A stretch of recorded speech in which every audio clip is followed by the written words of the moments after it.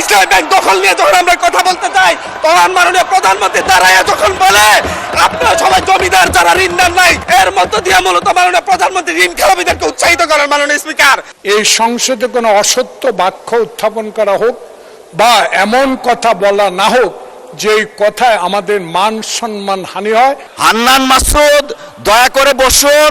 এটা শাহবাগ চত্বর নয়, জাতীয় সংসদ। সংসদ নেতাকে কটূক্তি করা হয়। ওনাকে তো ফ্যাকচুয়ালি বলতে হবে কোন ইনফরমেশনটা এখানে ভুল ছিল। ফ্যাসিস্ট আচরণ তো আপনাদের কাছ থেকে আসছে। No, you must allow us please.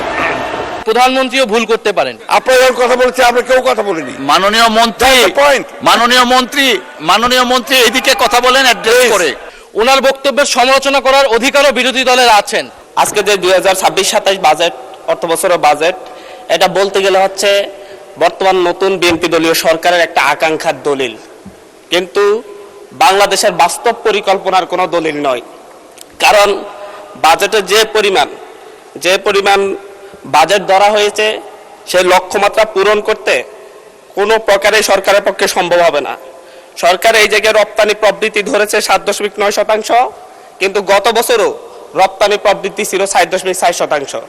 গত এক বছরে রপ্তানি আয় বাংলাদেশে গত 6 মাসে রপ্তানি আয় সর্বোচ্চ গত 10 বছরের মধ্যে সবচাইতে বেশি কমেছে, কিন্তু সরকার এই জায়গায় 7.9% প্রবৃদ্ধি। প্রতি সপ্তাহে সর্বোচ্চবার বিকাশ পেমেন্টে 50 জন হবেন পেমেন্ট চ্যাম্পিয়ন। জিতে নিন টিভি সহ আকর্ষণীয় সব প্রাইজ। রপ্তানি প্রবৃদ্ধি ধরে মূলত হচ্ছে বাস্তবতাকে অস্বীকার করেছে।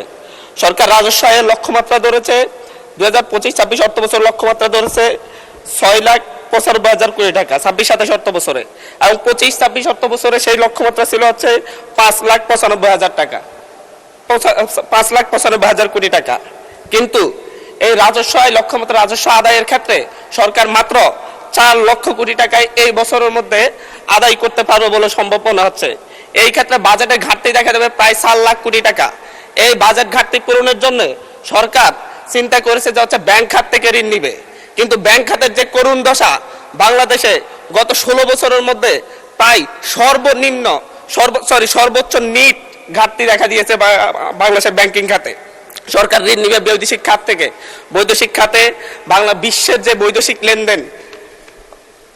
লেনদেনের ক্ষেত্রে দেখা যায় যে 2023 সালে সারা বিশ্বে $232 বিলিয়ন বৈদেশিক ঋণের লেনদেন ঘটেছে, যেটা 2025-26 অর্থ বছরে এসে $153 বিলিয়ন নেমে এসেছে। সরকার যে 1,05,000 কোটি টাকা বৈদেশিক ঋণ নিবে বলে চিন্তা করেছে, সেই ক্ষেত্রে বৈদেশিক ঋণ নেওয়ার ক্ষেত্রেও প্রায় মিনিমাম 50,000 কোটি টাকার ঘাটতি দেখা দিবে। মাননীয় স্পিকার, সরকার করমুক্ত আয় সীমা ধরেছে 3,75,000 কোটি টাকা। করমুক্ত আয় সীমা ধরেছে ব্যক্তির ক্ষেত্রে 3,75,000 টাকা প্রতি বছরে, কিন্তু প্রতি মাসে যদি আমরা গড় আয় দেখি 31,275 টাকা।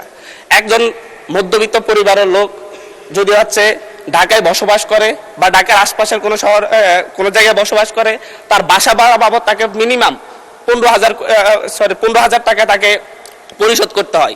গ্যাস বিল, বিদ্যুৎ বিল সব মিলে তাকে আরো 7,000 টাকা, 7 থেকে 8,000 টাকা পরিশোধ করতে হয়। যদি 5 জনের পরিবার হয়, তার খাবার দাবারের জন্য মাত্র আর 8 থেকে 10,000 টাকা থাকে। মাননীয় স্পিকার, এই ক্ষেত্রে মূলত এই বাজেট এবং হচ্ছে সরকার যেভাবে করমুক্ত আয় সীমা বাড়াই নাই, মাত্র 25,000 টাকা বাড়িয়েছে, এটা মধ্যবিত্তের উপর এক ধরনের চাপ সৃষ্টি করবে। সরকার খাদ্য নিরাপত্তা নিশ্চিতের ক্ষেত্রে বারবার বলেছে খাদ্য নিরাপত্তা নিশ্চিত করবে, কিন্তু সেই ক্ষেত্রে এডিপি বরাদ্দ, কৃষি বরাদ্দ 7.7% থেকে নেমে 3.6% নির্ধারণ করা হয়েছে। এর মধ্য দিয়ে বাংলাদেশ মারাত্মক খাদ্য নিরাপত্তার হুমকির মুখে পড়বে। পাশাপাশি হচ্ছে বাংলাদেশের খাদ্য উৎপাদনের পরে যে মধ্যস্বত্বভোগীরা যে পরিমাণ ছাদাবাজ এবং হচ্ছে ছাদাবাজদের মাধ্যমে এবং মধ্যস্বত্বভোগীদের মাধ্যমে 10 টাকার পণ্য যেভাবে 70 টাকায় রূপান্তরিত হয়, সেটা বন্ধ করার ব্যাপারে, নিয়ন্ত্রণ করার ব্যাপারে সরকারের কোনো পদক্ষেপ আমরা লক্ষ্য করতেছি না। মাননীয় স্পিকার, আমরা আজকে এই 24 পরবর্তী এই সংসদে এসে আমরা একটা খ্যাতির বিড়ম্বনা দেখতে পাচ্ছি। মাননীয় স্পিকার, সর্বশেষ এরকম খ্যাতির বিড়ম্বনা দেখা গিয়েছে এবং শেখ মুজিবুর রহমানের ক্ষেত্রে। যেদিকে তাকিয়েছে শিক্ষা প্রতিষ্ঠানের নাম বলেন, বিশ্ববিদ্যালয়ের নাম বলেন, রাস্তাঘাটের নাম বলেন, সব শেখ মুজিবুর রহমানের নামে। শেখ মুজিবুর রহমান মৃত ছিলেন উনি হয়তো জানতেন না ওনার নামে সব জায়গায় এত কিছু নামকরণ করা হয়েছে, কিন্তু আমাদের এই সংসদে একজন প্রতিমন্ত্রীর সেই খ্যাতির বিড়ম্বনা আমরা দেখতে পাচ্ছি। উনি কিছুই জানেন না, কিন্তু 10-12টা শিক্ষা প্রতিষ্ঠানের নাম ওনার পরিবারের নামে হয়ে যায়, রাস্তাঘাটের নাম হয়ে যায়, এবং এমনকি ইউনিয়নের নাম পর্যন্ত হয়ে যায়। এটা একটা মিরাকল মাননীয় স্পিকার। মাননীয় স্পিকার, আমরা এমন এক মিরাকল সংসদে আছি যে সংসদ আমরা প্যাসিবাদকে উৎখাত করে আমরা এই সংসদে এসেছি, সকলেই কম বেশি নির্যাতিত হয়েছে।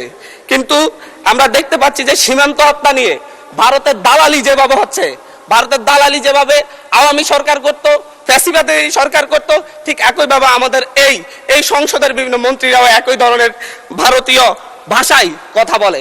এবং ফ্যাসিবাদী স্বরাষ্ট্রমন্ত্রী যেভাবে বক্তব্য দিতেন, আমাদের স্বরাষ্ট্রমন্ত্রী সে একইভাবে বক্তব্য দিচ্ছেন যে মাননীয় স্পিকার, সকল সীমান্ত হত্যাকে সীমান্ত হত্যা বলা যাবে না। আমরা বলছি প্রত্যেকটা সীমান্ত হত্যাই হত্যা, প্রত্যেকটা সীমান্ত হত্যাই আমাদের সার্বভৌমত্বের জন্য হুমকি। মাননীয় স্পিকার, মাননীয় স্পিকার, বাংলাদেশে আমরা 2024-এ পরবর্তী এতদিন আমরা মব কালচারের কথা বলেছে যে হচ্ছে ডক্টর ইউনূস সরকারের সময় মব কালচার অনেক বৃদ্ধি পেয়েছে, কিন্তু আমরা দেখতে পাচ্ছি বাংলাদেশ ব্যাংকে মব সৃষ্টি করে গভর্নরকে বের করে দেওয়া হচ্ছে। আমরা দেখতে পাচ্ছি বাসুসে মব সৃষ্টি করে বাসুসের এমডিকে বের করে দেওয়া হয়েছে। কেন? সরকার ক্ষমতায় আছে, সরকার কেন মব সৃষ্টি করে বের করতে হবে? সরকার তো তাদেরকে প্রত্যাহার করে নিলেই বা চাকরি চুক্তিভিত্তিক চাকরি বাতিল, নিয়োগ বাতিল করলে হয়ে যায়। এই ক্ষেত্রে সরকার মবের আশ্রয় নিয়েছে। গত 4 মাসে 17 জন শিশুকে ধর্ষণের পর হত্যা করা হয়েছে, 118 জন শিশুকে ধর্ষণ করা হয়েছে। কিন্তু আমরা দেখছি যে এবং সারা বাংলাদেশে এই ধর্ষণের সংখ্যা প্রায় 5 শতাধিক, এবং সারা বাংলাদেশে 6 শতাধিক খুনের ঘটনা ঘটেছে। আমরা স্বরাষ্ট্রমন্ত্রীকে এখানে প্রেমজনিত একটা শিবির নেতার ব্যাপারে আমরা এখানে বিবৃতি দিতে দেখেছি, কিন্তু মাননীয় স্পিকার, আমরা ওনার নিজ আসনে ডাকাতির পরে মা মেয়েকে যে দর্শনের ঘটনা করছে সেটার বিবৃতি আমরা এই সংসদে দেখি না। মাননীয় স্পিকার, মাননীয় স্পিকার, বাংলাদেশের ন্যায় বিচার সুবিচারের কথা বললে সেটা যদি হচ্ছে একপাক্ষিক হয়ে যায়, দলীয় হয়ে যায়, তারও বড় সমস্যা। আমি এই সংসদে বলেছিলাম আমার এলাকায় অভিযোগ উঠেছে শাপলাকলিতে ভোট দেওয়ার কারণে বিএনপির লোকজন একজন নারীকে দর্শন করেছে। আজ পর্যন্ত এটার কোনো সরকারি তদন্ত রিপোর্ট নাই। এই ব্যাপারে আমাদের স্বরাষ্ট্রমন্ত্রী এখানে দাঁড়িয়ে কোনো ব্যাখ্যা দিবেন কিনা মাননীয় স্পিকার আমি জানি না। মাননীয় স্পিকার, আমাদের এই একটা বাজেটের ঠিক পূর্ব বাজেট ঘোষণার পর দিনই বাংলাদেশে নিত্য পণ্যের দাম বৃদ্ধি হয়ে গেছে। চালের কেজি বেড়ে গেছে 7 টাকা, আমাদের তেলের লিটারে বেড়েছে 5 টাকা।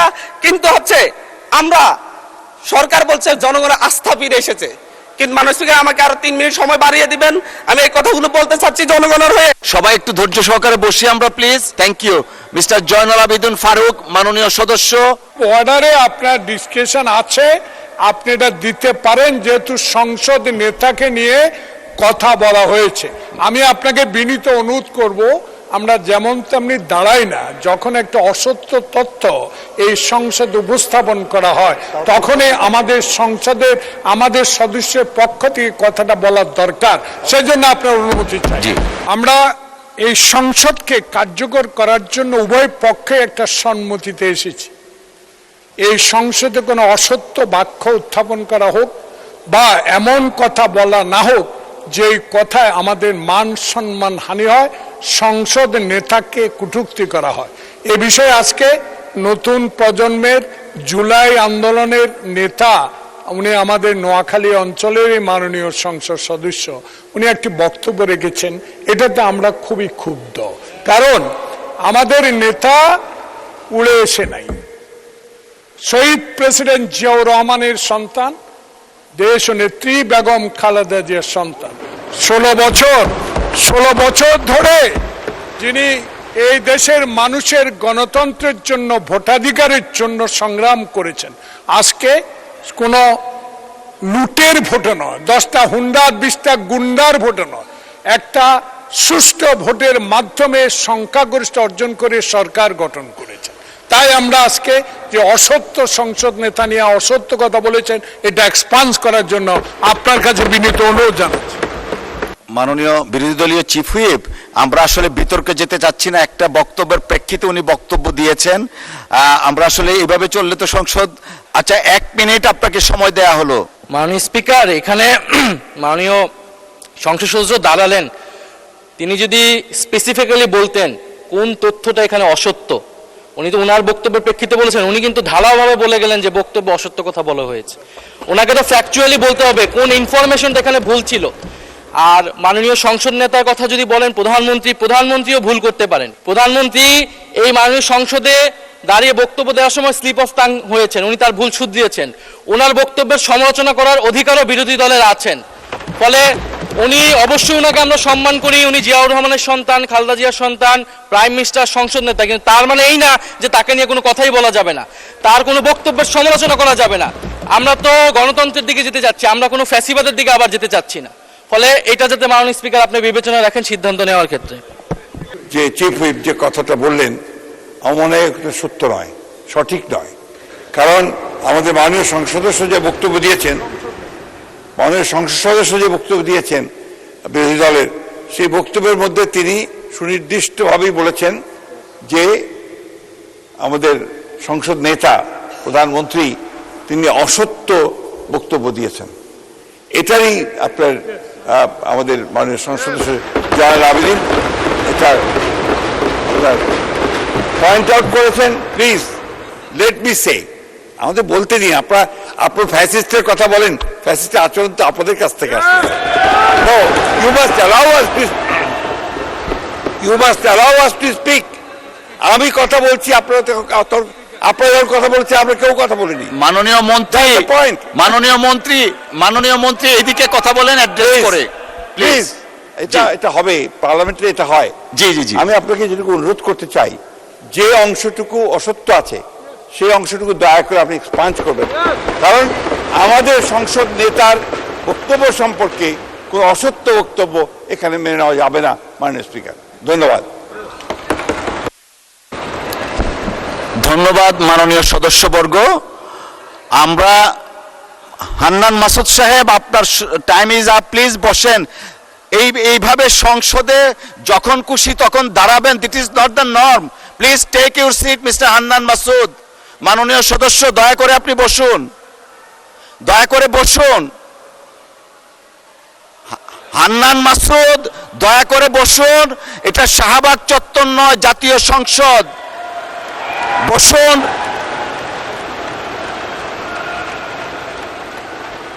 May I humbly request you to take your seat, please? আপনি বসেন।